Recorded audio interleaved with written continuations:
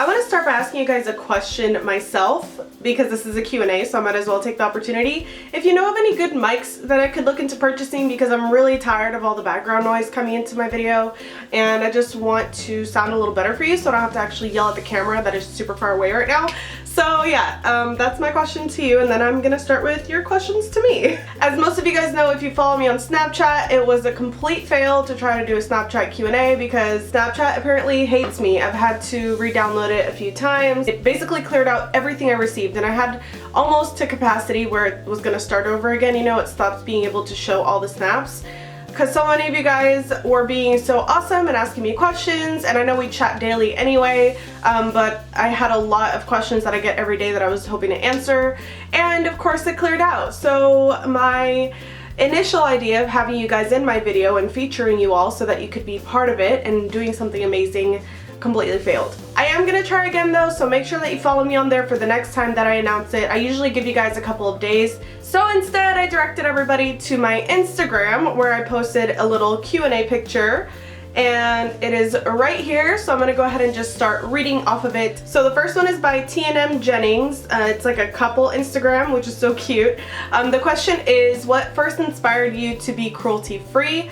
And believe it or not, it was YouTube.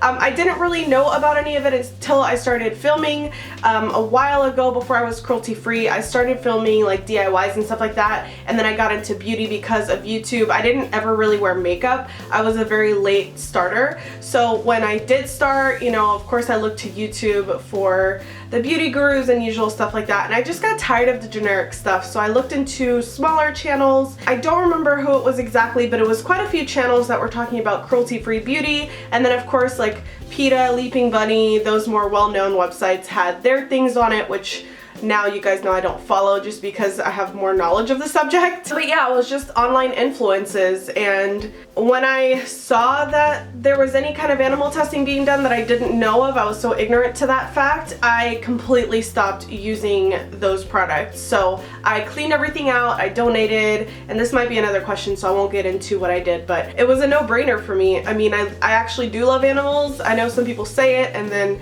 they act contradicting, but I like to act as ethical as possible when it comes to my beliefs. So if I believe something, I'll act on it, and that's basically what I did. The second question is by Shannon Plum Bubble, which is such a cute name. She asks, what made you start your YouTube channel? Did you ever worry that people wouldn't be interested?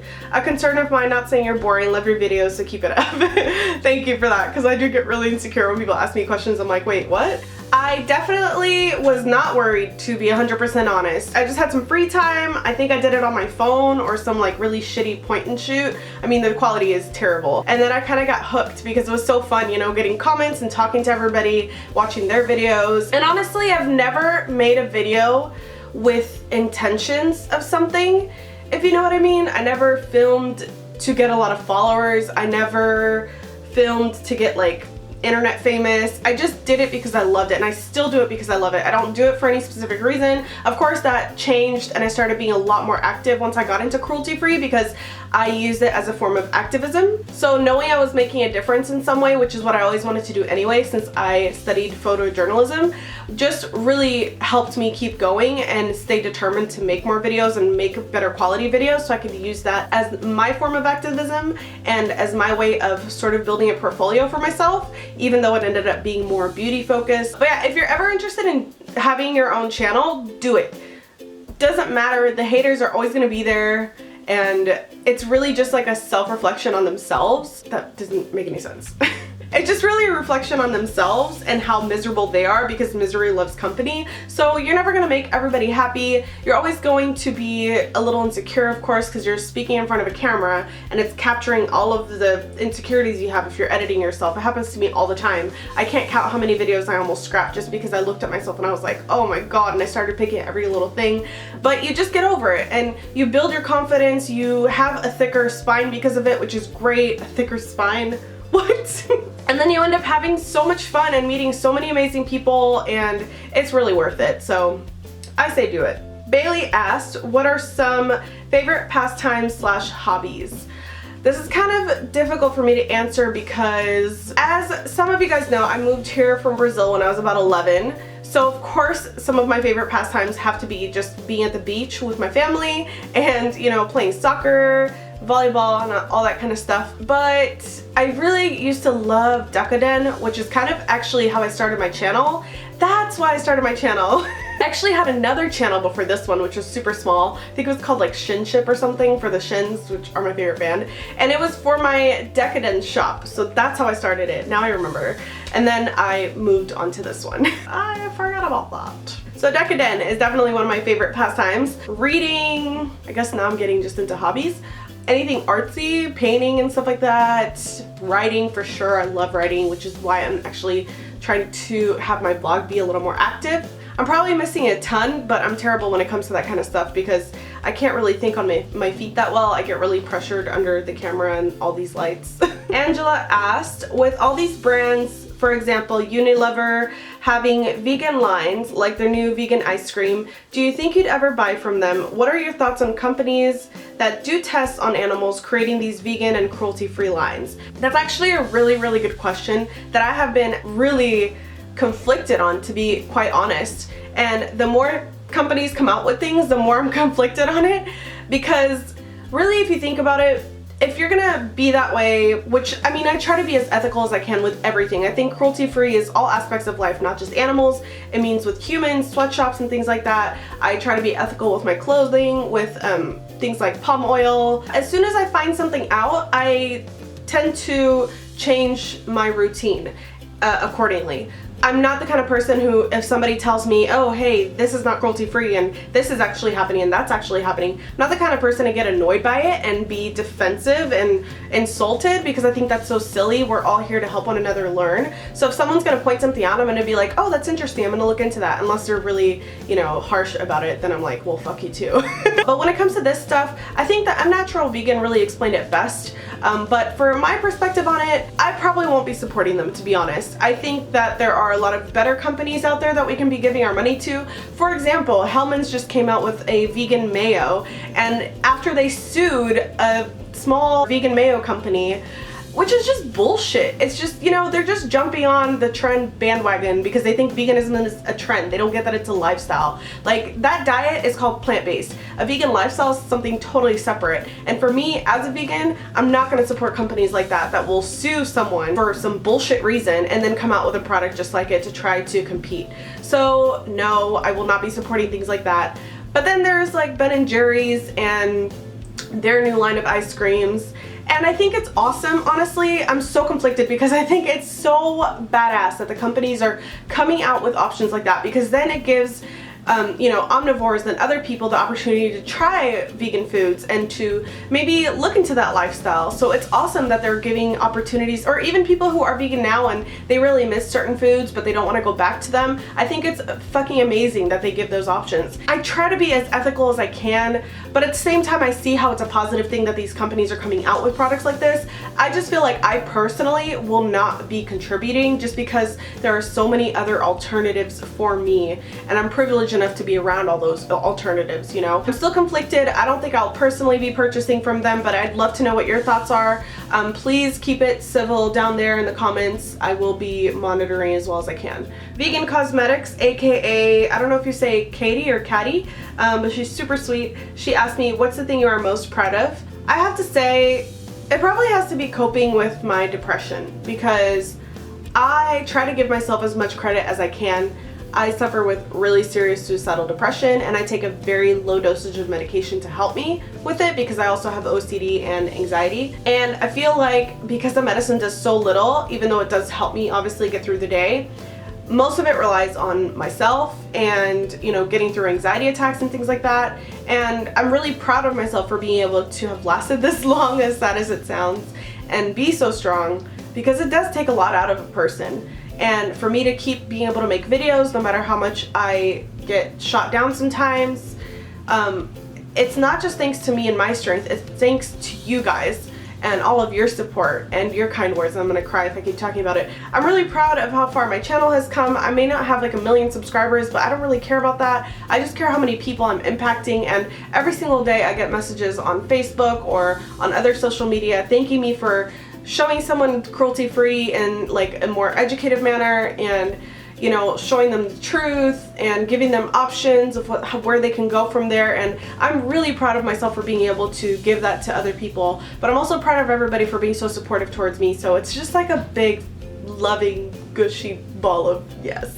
Madeline Rose, that's such a pretty name, she asked, where do you think or know you would be if you weren't making YouTube videos? To be honest, I would not be this happy. I would not be this determined to do everything I'm doing now. I would probably still be miserable, stuck at a shitty job, which I'm still kind of miserable at my job now, but at least I have YouTube to go home to, you know? Like, I have something I'm doing that makes me feel fulfilled, and that's something I didn't have before. So I think without YouTube, I just would not have all the opportunities that I've had in these last couple of years and met the people that I've met. I would not have the support that I have now, and it has completely changed my life in the best way.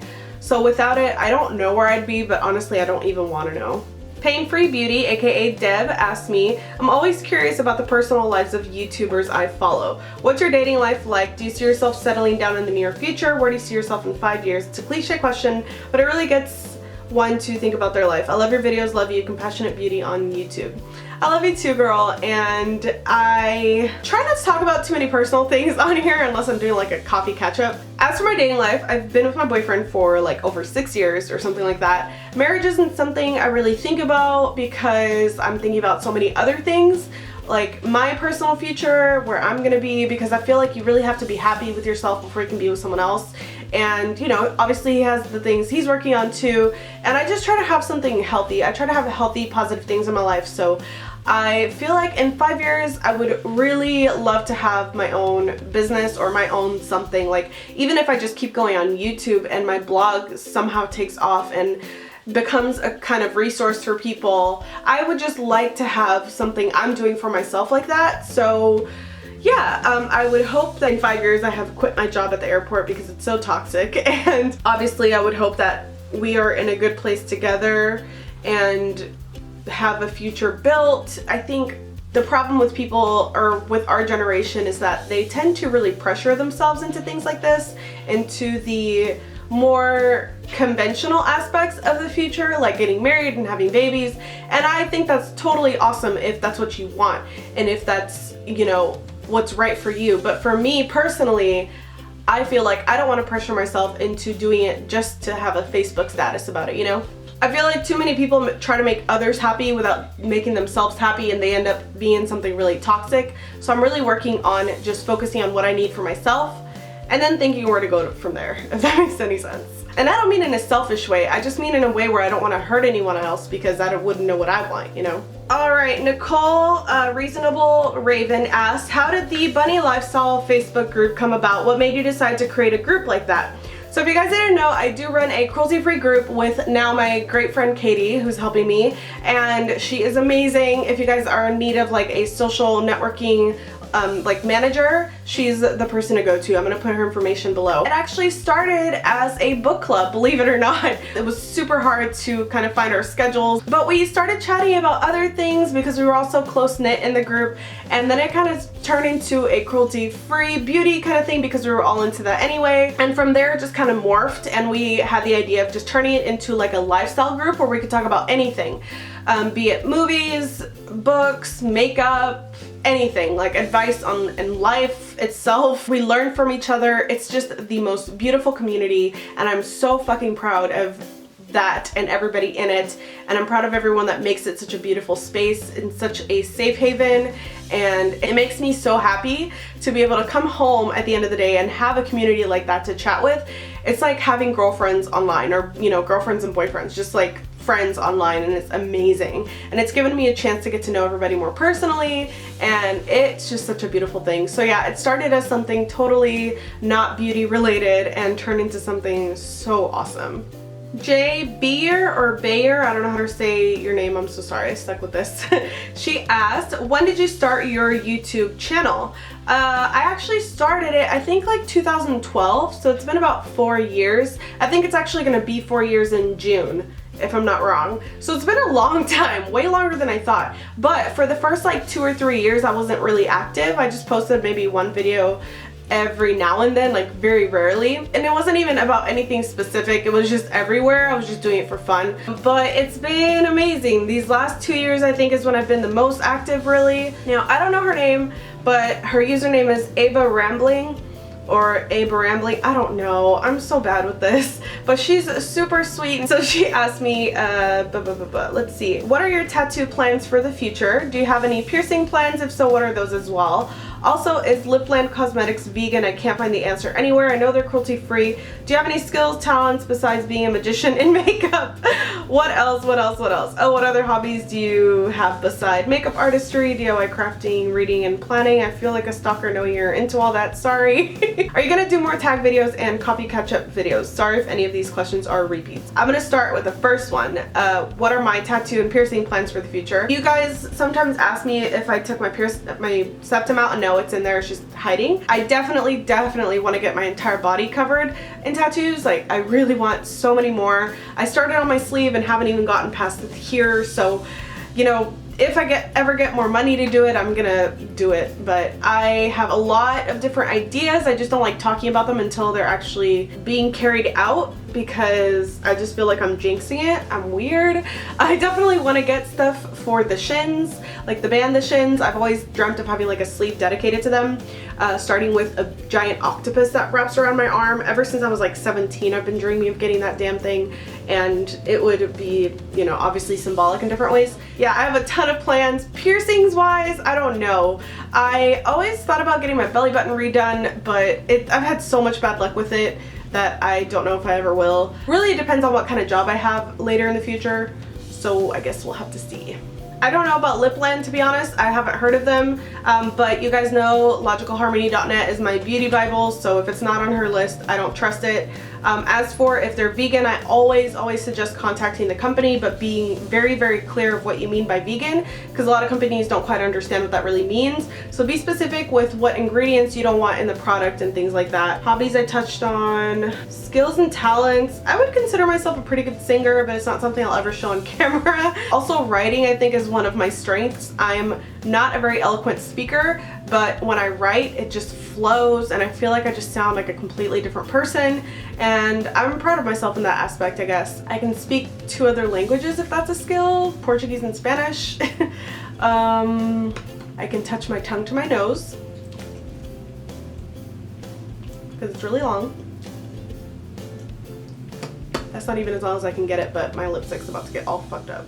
Like I said, I'm always terrible in front of the camera for last minute things. I should have thought about this beforehand, but I didn't. I definitely want to do more tags and coffee catch-up videos. Definitely. I miss doing those and chatting with you guys and really having like a one-on-one, which is why I'm doing this. I figured it would be a good idea for us to start chatting again. I have a big project I'm working on, so hopefully once that's done, I'll have more time for like casual videos. Nimbus Cloud asked me, have you considered uploading content in Spanish or Portuguese? Additionally, how would you describe the differences of being vegan in America and being vegan in Brazil? And do you have any favorite Brazilian vegan companies?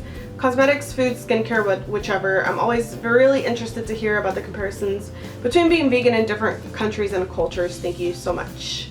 So these are really awesome questions. As for uploading in Spanish or Portuguese, probably not, just because I'm really shy about speaking in my like native language, I guess you could call it.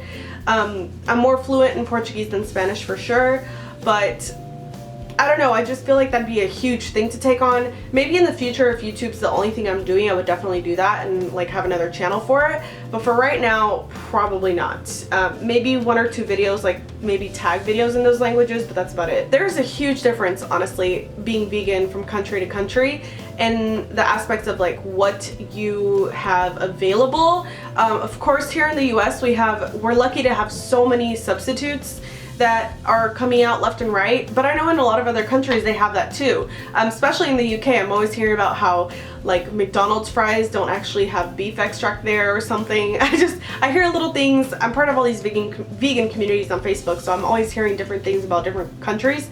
I think every country has accessibility to certain things, but if you're vegan in regards to like produce and eating more clean, then it's not an issue at all. And being vegan in Brazil was just as easy as being vegan here. I just didn't have all the same options, so like I can't have my guardian fish fillets over there. obviously because they don't make them there. So I'd have to find different things. So I ate a lot less meat substitutes there that are made from the same thing as they are here, but I still had them there too. Like they would just be made of different things, like I said. They even had companies that would deliver food or that you could pick up food from where the whole meal was already prepared. You can always find something somewhere, I feel like, at least. But it can be a little more tricky in other areas. For Brazilian cruelty-free companies, because I don't have like a list to go by like I do here, it was a little more tricky finding out what was cruelty-free there as well.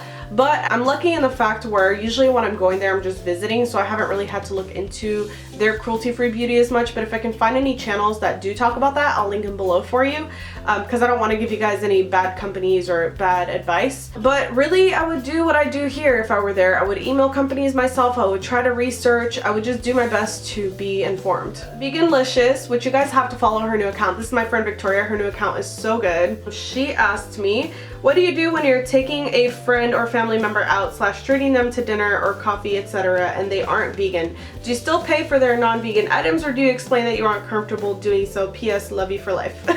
Love you so much, girl. I definitely don't not pay for someone just because it's not vegan. That's just not who I am. I wouldn't force them to live the way I live, and even though I do kind of kindly explain my reasons behind not getting a certain thing, if they still want to get theirs, I'm totally respectful of it. All of my family, they're all meat eaters. They're not eco-friendly people, but I love them. They're learning from me, you know, like I tell them little things here and there, and I hope that they change their ways somehow, even in little ways.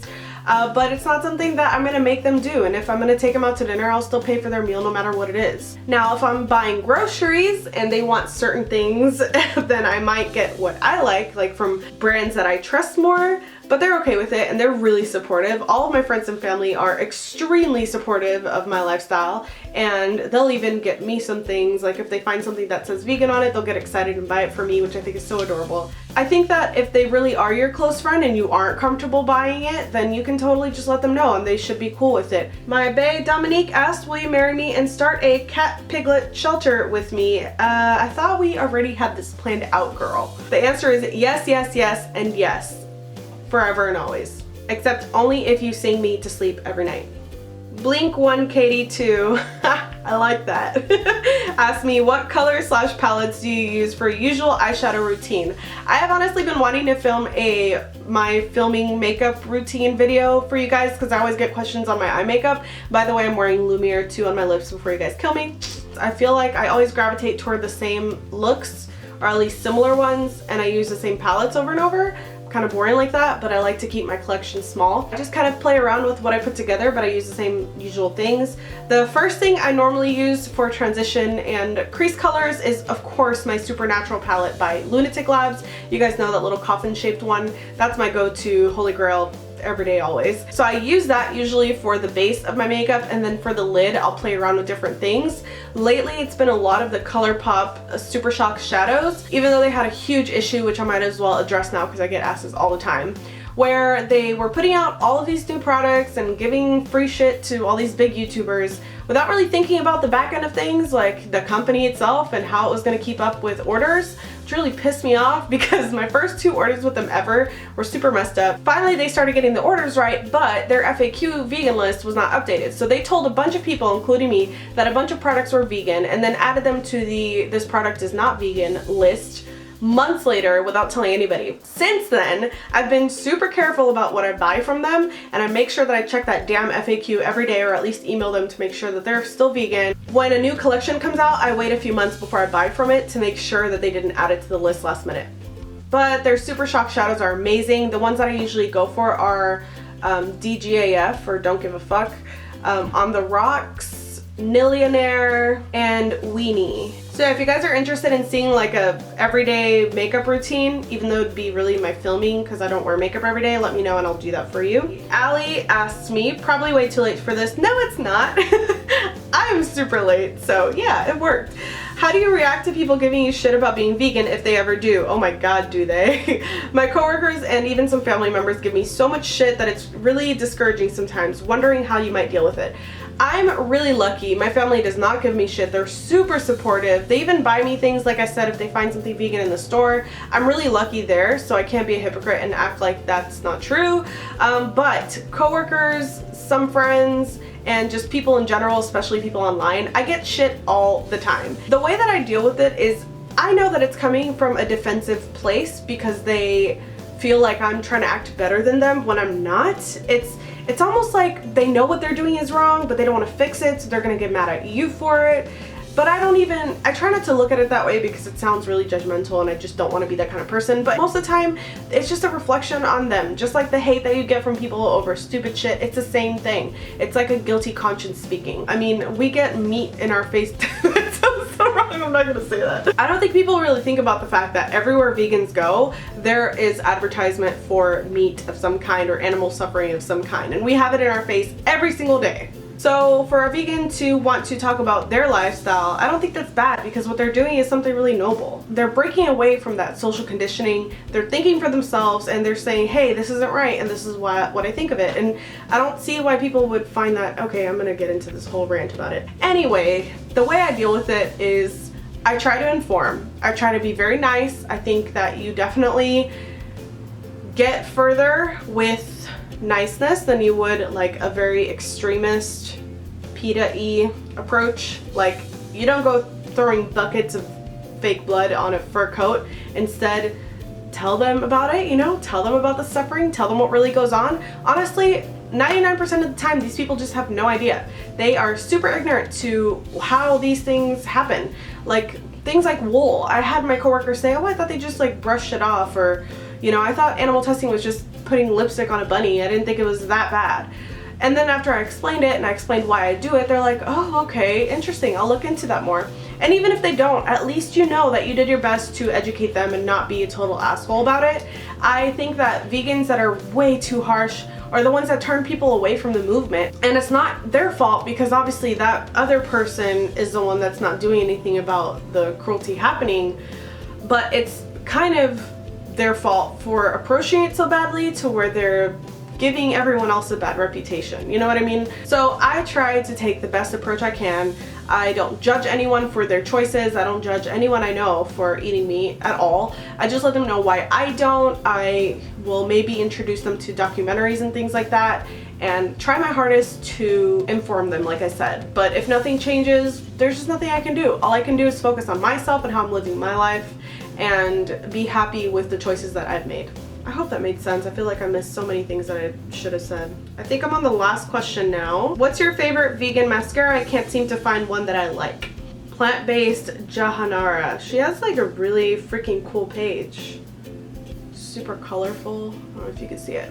Aquarian Gaze by Pacifica is one of my top go-to ones. I've been really liking their new one too, but I don't know how much enough to say something about it. Lily Lolo's vegan mascara is incredible as well, so I highly recommend that one. And I know a ton of people have really good luck with the Better Than Sex mascara by Too Faced, but I didn't, so that's not one of my favorites, but a lot of people love it, so I figured I'd mention it. So that is it for my Q&A. If you want to ask me your own questions, just stay tuned on my social media so you can know when I'm gonna do another one. Hopefully these kind of make up for my lack of coffee catch-up videos. Don't forget, I do have my new website up, www.loveleticia.com. I have been posting some things here and there on it, and I'm planning on posting more, so you guys have that to go to when you're wondering like what my favorite foundations, eyeshadows are. I kind of want to have all that separated for you all, but so far I have not gotten there yet. I'm just starting. That's all I can really think of. I will see you guys on the next video. I can't hit the camera because I'm far away again, so this is gonna be an awkward goodbye.